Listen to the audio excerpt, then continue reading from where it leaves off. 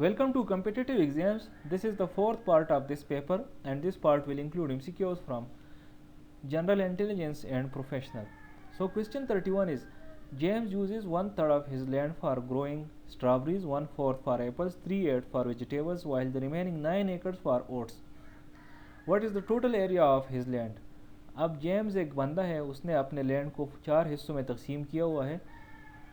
उसके लैंड का जो 1/3 पार्ट है वो स्ट्रॉबेरीज़ के लिए यूज़ होता है, 1/4 सेब के लिए, 3/8 वेजिटेबल्स के लिए, सब्ज़ी के लिए, और जो बचता है वो 9 एकड़ बचता है और 9 एकड़ वो ओट्स के लिए यूज़ करता है। अब हमने मालूम करना है कि उसके साथ जो लैंड है वो टोटल एरिया उसकी कितनी है। तो चलिए सोल्यूशन देखते हैं इसकी। Let us suppose that the total area be x acres. अब हमें पता नहीं कि टोटल एरिया कितने एकड़ से है, तो हमने x एकड़ इज्यूम किया। तो area use for strawberries will be x/3 एकड़्स। इसी तरह area use for apples x/4 एकड़्स, और area use for vegetables that will be 3x/8 एकड़्स। और ओट्स के लिए जो एरिया यूज होता है वो ऑलरेडी उन्होंने दिया है क्वेश्चन में, और क्वेश्चन में 9 एकड़्स।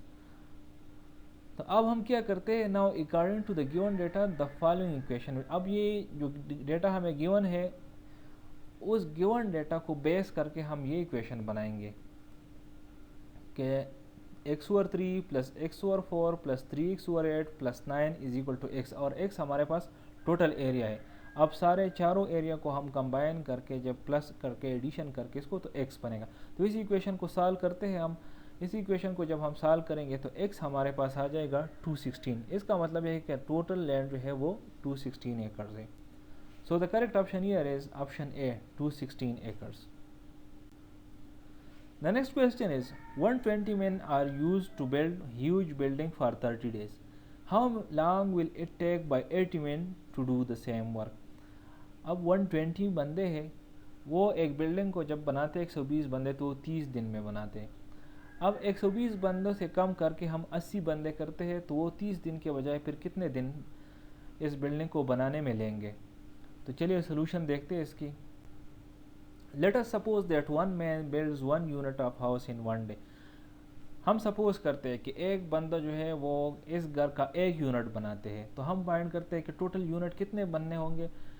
क्योंकि गिवन डेटा ये है कि 120 बंदे 30 दिनों में बना सकते हैं, तो इसका मतलब ये है कि 120 multiplied by 30 is equal to 3600। इसका मतलब ये है कि टोटल हमने यूनिट्स बनाने इस घर के 3600। Now let us consider that x number of days are required for 80 men to build 3600 units. अब चूँकि हमें फाइंड करने हैं कि अगर 80 बंदे हो तो उसके लिए कितने दिन चाहिए होंगे, तो देन हम इज्यूम करते हैं x. So the equation will become x multiplied by 80 is equal to 3600. अगर इसको हम सिंप्लीफाई करें और फर्दर जो है सॉल्व करें तो x हमारे साथ आएगा x is equal to 45। तो इसका मतलब ये है कि अगर 80 बंदे काम करेंगे तो ये घर फिर 30 के बजाय 45 दिनों में बनेगा। So the correct option here is option C, 45। The next question is 2 और 3 मल्टीप्लाइड बाय, अब ब्रैकेट में दिए गए हैं 3 और 2 माइनस 1 और 4, और ब्रैकेट से बाहर फिर दिया गया है प्लस 5 और 4। तो इसको कैसे सॉल्व करते हैं। अब जब हम इसको सॉल्व करेंगे तो सबसे पहले हम ब्रैकेट को सॉल्व करेंगे। अब ब्रैकेट में क्या दिया गया है कि 3 और 2 माइनस 1 और 4।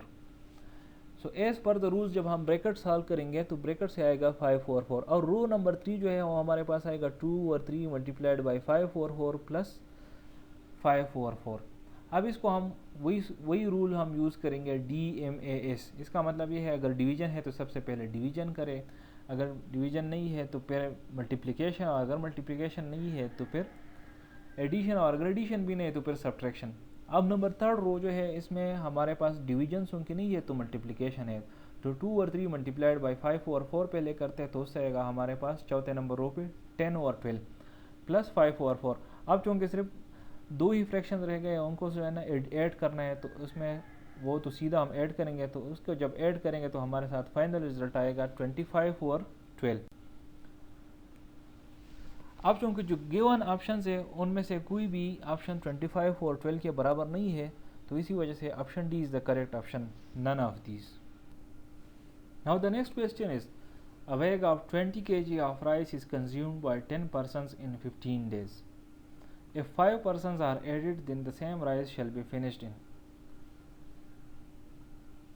अब चावल का एक बैग है, उसमें 20 kg चावल है। ये अगर 10 बंदे इसको कंज्यूम करते हैं तो ये 15 दिन में कंज्यूम होगा।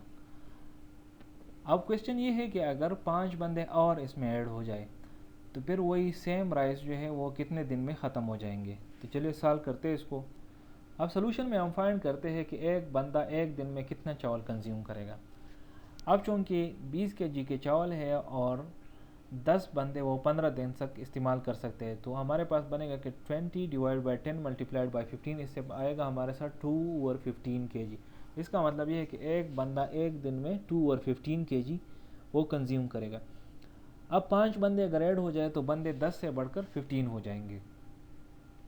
Now let us consider that for x number of days 20 kg rice will last for 15 days for 15 persons. अब हम 15 पर्सनस के लिए फाइंड करते हैं कि 20 किलो राइस कितने दिन तक जो है ना वो चल सकेंगे। तो हमारे पास इक्वेशन फिर बनेगा कि x multiplied by 15 multiplied by 2/15 is equal to 20। x को फाइंड करें तो x हमारे पास आ जाएगा 10। तो इसका मतलब ये है कि अगर बंदे 10 के बजाय 15 हो जाए तो चावल फिर 10 दिनों में सारे कंज्यूम हो जाएंगे। So the correct option here is option C, 10 days. The next question is, President Trump in his first foreign trip to the Saudi Arabia signed an arms sale agreement spread over 10 years period. It is worth of. President Trump जब अपनी पहली foreign trip पे Saudi Arabia गए थे तो उन्होंने एक arm sale agreement sign किया हुआ था जो कि 10 सालों पे मुहित था। तो उस एग्रीमेंट की वर्थ कितनी थी? So the correct option here is option B, $110 billion। अब एक नोट लिखा है इसकी डिटेल्स के बारे में कि on May 20, 2017 US President Donald Trump and Saudi Arabia Salman bin Abdul Aziz Al Saud signed a series of letters of intent for Kingdom of Saudi Arabia to purchase arms from the United States totaling $110 billion immediately and $350 billion over 10 years। अब इसमें ये था कि $110 billion जो था वो immediate था, उसी टाइम पे साइन हुआ कि अभी जो है ना आपने इतने का असलहा लेना है, और जो टोटल डील था वो थ्रू $350 billion का था जो कि 10 सालों पे मुहित था। Question 36 is, When Turkey became member of the European states, European states का मेंबर टर्की कब बन गया था? So the correct option here is option B, 1950। अब ये यूरोपियन स्टेट्स जो है ये बेसिकली क्या चीज़ है, तो मैंने एक नोट लिखा है कि the Council of Europe is an international organisation founded in the wake of World War II to uphold human rights, democracy and rule of law in Europe. At present, the organization has a total of 46 members, while Turkey had joined the organization as its 13th member in 1950. ये European states या council of Europe है, ये एक international organisation है। इसको world War II के बाद जो है बनाया गया था, और इसका मकसद क्या था बनाने का कि ह्यूमन राइट्स, डेमोक्रेसी और रूल ऑफ लॉ को डिफेंड करे यूरोप में। अब इसकी जो तादाद है टोटल वो 46 है, और तुर्की ने एज 13 मेंबर ज्वाइन किया था 1950 में। Question 37 is, which US president established the Children Health Insurance? Children Health Insurance को किस US president ने establish किया था? So the correct option here is option A, President Clinton। ये क्या था? इसमें एक नोट दिया गया है कि a program administered by the United States Department of Health and Human Services that provides matching funds to states for health insurance to families with children. The next question is, who is the Secretary General of UN from January 1, 2017? जनवरी 1, 2017 से UN का secretary general कौन है? So the correct option here is option B, Antonio Guterres.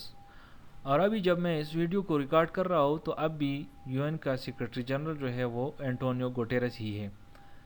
Side में मैंने kind of ये एक list type लगाई हुई है, तो इसमें अक्सर पूछा जाता है कि यूएन का जो सबसे पहले सेक्रेटरी जनरल था तो वो कौन था। तो सारे सेक्रेटरी जनरल्स के साथ टाइमलाइन भी दिया गया है, तो जो पहले सेक्रेटरी जनरल था वो लाई था। इसके अलावा ये भी पूछा जाता है कि म्यांमार से जो यूएन का सेक्रेटरी जनरल था वो कौन था, वो यूतान था। और फिर अभी जो फाइनल या रिसेंटली जो यूएन का सेक्रेटरी जनरल है वो तो एंटोनियो गुटेरेस है, उससे पहले बान की मून का, वो साउथ कोरिया का था। और ये भी पूछा जाता है कि एंटोनियो गुटेरेस कहाँ से बिलोंग करता है, so he belongs to Portugal. The next question is, on 20th May 2017 Donald Trump in his first visit to Saudi Arabia went with, अब डोनाल्ड ट्रंप की जब पहली विजिट थी सऊदी अरबिया को 20 मई 2017 को, तो वो किसके साथ गए थे? So the correct option here is option D, none of these. Mister Trump was accompanied by his daughter Ivanka and her husband Jared Kushner. जब डोनाल्ड ट्रंप सऊदी अरबिया गए थे तो उनके साथ उनकी डॉटर इवांका और उनके जो हस्बैंड है उनकी डॉटर का वो जेरेड कुशनर, मतलब उसका सन इन लॉ जो है, ये दोनों साथ गए थे। The next question is, which country recently savoured diplomatic relations with Qatar? Qatar के साथ डिप्लोमेटिक रिलेशंस किस कंट्री ने या किस मुल्क ने मुनक़ते किया है? So the correct option here is option B, Jordan. असल में हुआ क्या था कि on 5 June 2017 Saudi Arabia, the United Arab Emirates, Bahrain and Egypt, later joined by Jordan, severed diplomatic relations with Qatar and banned Qatar-registered planes and ships from utilizing their airspace and sea routes, along with Saudi Arabia, blocking Qatar's only land crossing. The relations were then restored on 5 January 2021.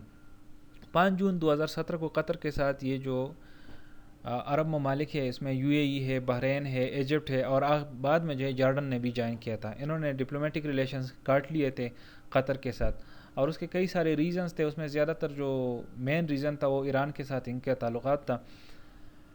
तो और फिर जो है ना ये diplomatic relations इन्होंने बहाल किए थे 5 जनवरी 2021 में। So here it is the end of this video. I'll see you in the next video. Till that time, stay blessed.